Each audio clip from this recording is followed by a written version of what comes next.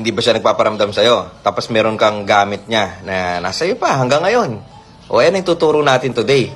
Para magparamdam siya gamit yung kanyang lumang gamit na nasa iyo pa hanggang ngayon. Bago ang lahat, syempre tingnan muna natin itong testimonial galing sa isa sa mga love ritual clients ko. Hanga talaga ako, sir. Di ako makapaniwala. Galing mo mag-ritual. Siya ang kusa nagparamdam sa akin ngayon, sir. Hindi ako matagal ko na siyang, matagal ko na daw siyang kinalimutan. Ayun, bigla nagparamdam. Tama po yung sinabi mo, after 4 months, magpaparamdam na siya. Sabi ko naman sa kanya, ayaw mo lang kasing maniwala. Ano pa gagawin natin doon sa lumang gamit niya para magparamdam siya ulit? Kunin mo yung lumang gamit. Pagkatapos nun ay, kukuha ka ng isang piraso ng bond paper.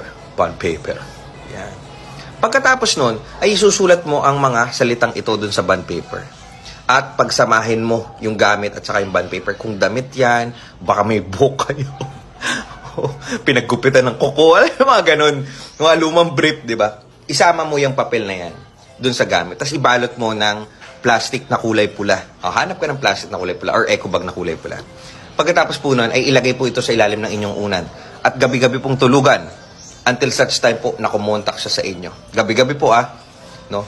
Kung kayo po ay natatakot na baka makita ng iba, pwede nyo po ito itago sa umaga pagkagising nyo. Tapos ilagay nyo na lang ulit bago kayo matulog.